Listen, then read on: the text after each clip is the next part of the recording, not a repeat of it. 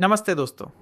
पिछले कुछ दिनों में जब आप पेट्रोल पंप गए होंगे तो एक बात जरूर नोटिस की होगी, पेट्रोल और डीजल की कीमतें फिर से बढ़ गई हैं। दिल्ली में पेट्रोल करीब 102.12 प्रति लीटर हो गया है।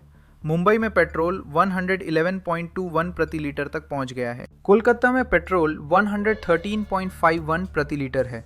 चेन्नई में पेट्रोल 107.77 प्रति लीटर है। और ये सिर्फ पेट्रोल की बात नहीं है, दिल्ली में डीजल भी 95.20 प्रति लीटर तक पहुंच गया है और सीएनजी भी दिल्ली में 83.09 प्रति किलो हो चुकी है। तो सवाल ये है, आखिर ये कीमतें क्यों बढ़ रही हैं?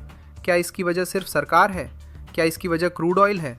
या इसके पीछे मिडिल ईस्ट टेंशन, कमज़ोर रुपया, टैक्सेस और ऑयल कंपनीज का नुकसान, सब कुछ जुड़ा हुआ है। आज के इस वीडियो में हम 5 बड़े कारण समझेंगे और साथ में ये भी जानेंगे कि आने वाले दिनों में आपकी जेब पर कितना असर पड़ सकता है। तो चैनल को सब्सक्राइब करें और वीडियो को अंत तक जरूर देखें। पहले समझते हैं अभी स्थिति क्या है। मई 2026 में भारत में पेट्रोल और डीजल की कीमतों में बड़ा बदलाव देखने को मिला। कई सालों तक कीमतें लगभग स्थिर रहने के बाद ऑयल मार्केटिंग कंपनीज ने मई में कई बार कीमतें बढ़ाई। करीब 2022 से लेकर 2026 तक पेट्रोल और डीजल के रिटेल प्राइसेस में बहुत बड़ा बदलाव नहीं देखा गया था, लेकिन मई 2026 में अचानक माहौल बदल गया। पहले 3 रुपीस प्रति लीटर की बढ़ोतरी हुई, फिर छोटी छोटी बढ़ोतरी हुई और फिर 25 मई को एक और बड़ी हाइक आई। रिपोर्ट्स के मुताबिक पेट्रोल और डीजल की कीमतें 11 दिनों में 4 बार बढ़ी। आज की स्थिति देखें तो दिल्ली में पेट्रोल 102.12, मुंबई में 111.21, कोलकाता में 113.51 और चेन्नई में 107.77।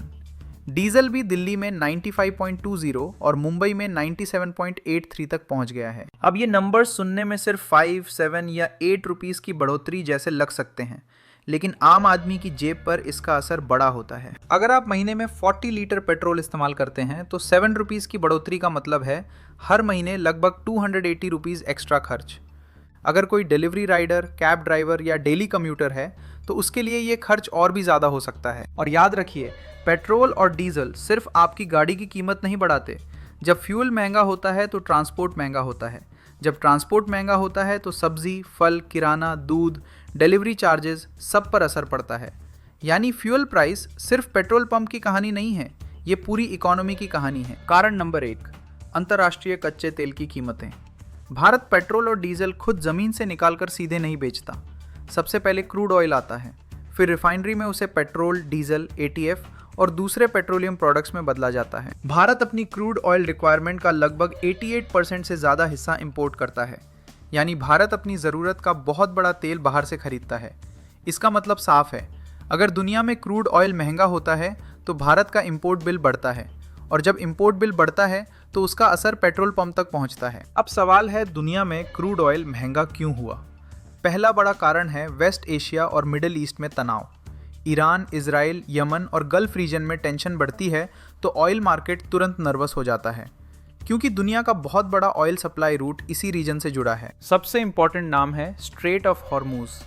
ये एक छोटा सा समुद्री रास्ता है, लेकिन ग्लोबल ऑयल ट्रेड के लिए ये दुनिया के सबसे क्रिटिकल चोक पॉइंट्स में से एक है।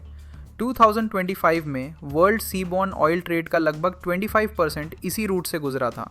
अगर इस रूट पर टेंशन बढ़ती है या शिपिंग रिस्क बढ़ता है तो ट्रेडर्स को डर लगता है कि सप्लाई रुक सकती है, और कई बार सिर्फ सप्लाई रुकने का डर ही प्राइसेस को ऊपर ले जाता है। दूसरा कारण है ग्लोबल डिमांड और सप्लाई का बैलेंस।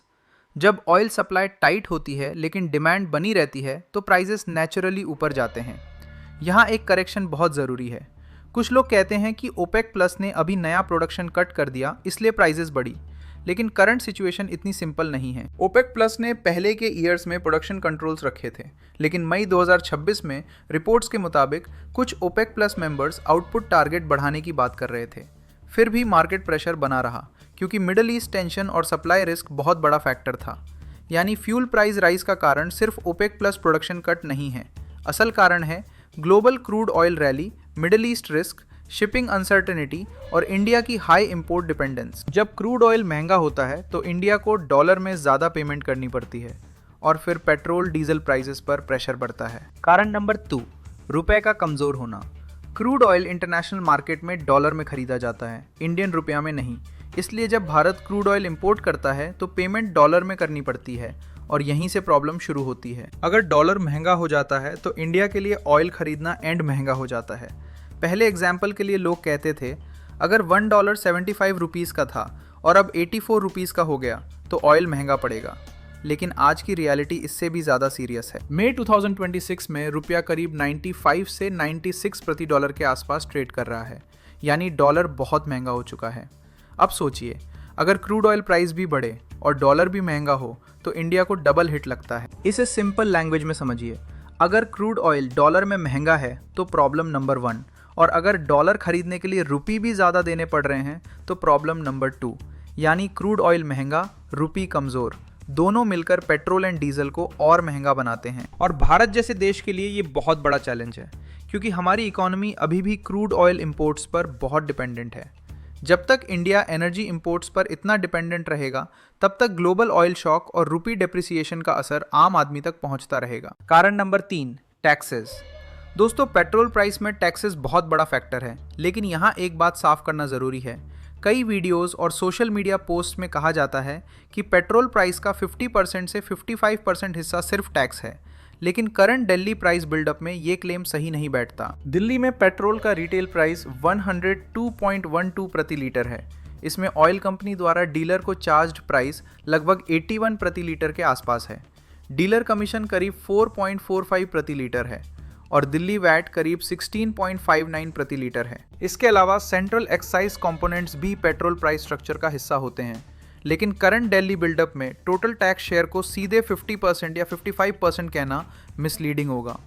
करेक्ट बात यह है, पेट्रोल प्राइस में सेंट्रल और स्टेट टैक्सेस बड़ा रोल निभाते हैं, लेकिन करंट दिल्ली एग्जाम्पल में टैक्स शेयर लगभग आधे से ज़्यादा नहीं है। अब सवाल ये है, अगर टैक्स इतना इम्पॉर्टेंट है तो अलग अलग सिटीज़ में पेट्रोल प्राइस अलग क्यों है?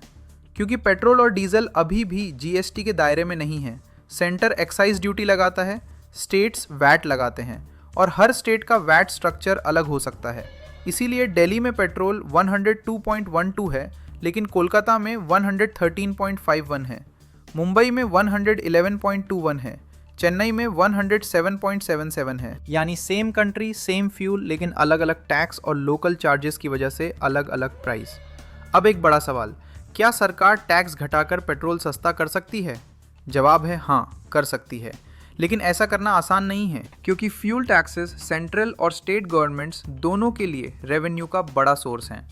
इन पैसों से governments roads, infrastructure, welfare schemes और पब्लिक स्पेंडिंग को फंड करती हैं। अगर पेट्रोल डीजल पर टैक्स कम होता है तो गवर्नमेंट रेवेन्यू कम हो सकता है और फिर सरकार को पैसा कहीं और से लाना पड़ेगा या खर्च कम करना पड़ेगा। यही वजह है कि पेट्रोल और डीजल को जीएसटी में लाने की मांग सालों से चल रही है, लेकिन स्टेट्स को रेवेन्यू लॉस का डर रहता है, इसलिए डिसीजन अभी तक अटका हुआ है। तो बॉटम लाइन ये है, taxes, fuel prices in important हैं, लेकिन करंट सिचुएशन को एक्सप्लेन करते समय नंबर्स को एग्जैजरेट नहीं करना चाहिए। करेक्ट बात यह है कि पेट्रोल प्राइस पर क्रूड ऑयल, रुपी, टैक्सेस, स्टेट वैट और ऑयल कंपनी प्राइसिंग सब मिलकर असर डालते हैं। कारण नंबर 4, ऑयल मार्केटिंग कंपनीज के लॉसेस। भारत में पेट्रोल और डीजल की retail prices mainly oil marketing companies तय करती हैं, जैसे इंडियन ऑयल, भारत पेट्रोलियम और हिंदुस्तान पेट्रोलियम। ये कंपनीज क्रूड ऑयल खरीदती हैं, उसे रिफाइन करती हैं, फिर डीलर्स के थ्रू पेट्रोल और डीजल बेचती हैं। लेकिन यहाँ एक इंपॉर्टेंट बात समझनी है, जब ग्लोबल क्रूड ऑयल प्राइसेस बढ़ते हैं तो ऑयल कंपनीज की कॉस्ट बढ़ती है। अगर उसी समय पेट्रोल डीजल रिटेल प्राइस नहीं बढ़ाया जाता तो कंपनीज को अंडर रिकवरी या लॉसेस फेस करने पड़ सकते हैं।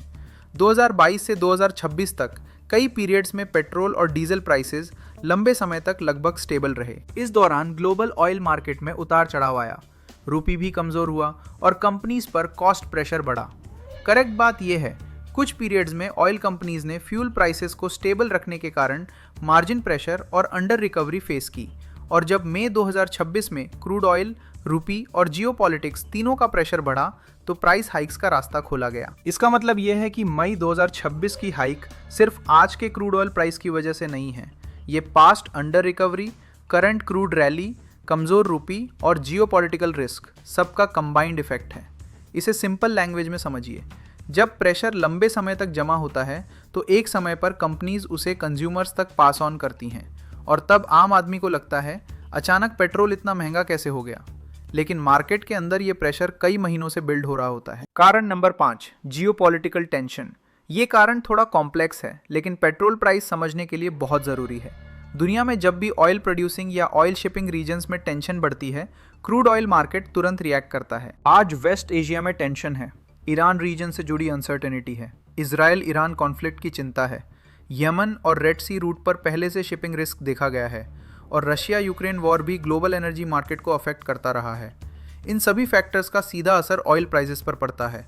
Oil market XRF actual supply पर नहीं चलता, ऑयल मार्केट फियर पर भी चलता है। अगर ट्रेडर्स को लगता है कि फ्यूचर इन सप्लाई रुक सकती है तो प्राइजेस पहले ही ऊपर जाने लगती हैं। अब वापस आते हैं स्ट्रेट ऑफ हॉर्मूज पर। ये रूट इसलिए इंपॉर्टेंट है क्योंकि गल्फ कंट्रीज से निकलने वाला बहुत बड़ा ऑयल इसी रूट से इंटरनेशनल मार्केट में जाता है। अगर यहाँ टेंशन बढ़ती है तो एशिया के कंट्रीज़, खासकर इंडिया, चाइना, जापान और साउथ कोरिया सबसे ज़्यादा कंसर्न हो जाते हैं, क्योंकि ये कंट्रीज़ एनर्जी इंपोर्ट्स पर बहुत डिपेंडेंट है। भारत के लिए रशिया भी पिछले कुछ सालों में एक बड़ा ऑयल सप्लायर रहा है। यूक्रेन वॉर के बाद इंडिया ने रशिया से डिस्काउंटेड क्रूड ऑयल खरीदा। इससे इंडिया को कुछ राहत भी मिली, लेकिन global sanctions, shipping restrictions, insurance cost और जियोपॉलिटिकल प्रेशर की वजह से रशियन ऑयल ट्रेड भी सिंपल नहीं है। यानी इंडिया के पास ऑप्शंस हैं, लेकिन कंप्लीट प्रोटेक्शन नहीं है। अगर मिडिल ईस्ट में टेंशन बढ़े, क्रूड ऑयल महंगा हो, रुपी कमज़ोर हो और शिपिंग कॉस्ट बढ़े, तो इंडिया में पेट्रोल और डीजल प्राइसेस पर प्रेशर आना ऑलमोस्ट अनअवॉइडेबल हो जाता है। यही वजह है कि दुनिया के किसी कोने में युद्ध या टेंशन होता है और उसका असर इंडिया के पेट्रोल पंप पर दिखाई देता है। अब सबसे बड़ा सवाल, आगे पेट्रोल और डीजल और महंगे होंगे या कीमतें स्टेबल होंगी? इसका जवाब 5 चीज़ों पर डिपेंड करेगा। पहला, ग्लोबल क्रूड ऑयल प्राइसेस। अगर क्रूड ऑयल और ऊपर जाता है तो फ्यूल प्राइसेस पर प्रेशर बना रहेगा। दूसरा, रुपए डॉलर एक्सचेंज रेट। अगर रुपए और कमज़ोर होता है तो इंडिया के लिए ऑयल इंपोर्ट और महंगा होगा। तीसरा, मिडल ईस्ट और स्ट्रेट ऑफ हॉर्मूज सिचुएशन। अगर टेंशन कम होती है तो ऑयल प्राइसेस में थोड़ी राहत आ सकती है, लेकिन अगर टेंशन बढ़ती है तो प्राइसेस और ऊपर जा सकती हैं। चौथा, गवर्नमेंट टैक्स डिसीजन। अगर सेंटर या स्टेट्स टैक्स में रिलीफ देते हैं तो पेट्रोल डीजल प्राइसेस कम हो सकते हैं। पांचवा, ऑयल कंपनीज का प्राइसिंग डिसीजन। अगर OMCs को अभी भी लॉसेस रिकवर करने हैं तो फ्यूचर में और स्मॉल हाइक्स आ सकती हैं। तो आने वाले दिनों में कंज्यूमर्स को फ्यूल प्राइसेस क्लोजली वॉच करनी होंगी, क्योंकि इसका असर सिर्फ कार और बाइक ओनर्स पर नहीं पड़ेगा। इसका असर ग्रोसरीज, ट्रांसपोर्ट, डिलीवरी, इन्फ्लेशन और ओवरऑल कॉस्ट ऑफ लिविंग पर भी पड़ेगा। तो दोस्तों, पेट्रोल प्राइस राइज की कहानी सिर्फ एक कारण की कहानी नहीं है, ये 5 चीज़ों का कॉम्बिनेशन है। क्रूड ऑयल महंगा हुआ, रुपया कमज़ोर हुआ, टैक्सेस और वैट का असर है, ऑयल कंपनीज पर अंडर रिकवरी का प्रेशर है, और जियोपॉलिटिक्स ने मार्केट को नर्वस कर दिया है। इसलिए जब हम कहते हैं कि पेट्रोल महंगा हो गया तो हमें सिर्फ एक विलन नहीं ढूंढना चाहिए। असल में ये global market, currency, taxation and politics सबकी कंबाइंड कहानी है। अब सवाल आपसे है, क्या आपको लगता है कि पेट्रोल और डीजल को GST के अंदर लाना चाहिए या गवर्नमेंट को टैक्स कट करके आम आदमी को रिलीफ देना चाहिए? अपनी राय कॉमेंट्स में ज़रूर लिखिए। अगर आपको ये वीडियो इन्फॉर्मेटिव लगा तो लाइक करें, अपने दोस्तों के साथ शेयर करें और ऐसे ही फैक्ट बेस्ड एक्सप्लेनर्स के लिए चैनल को सब्सक्राइब ज़रूर करें। धन्यवाद।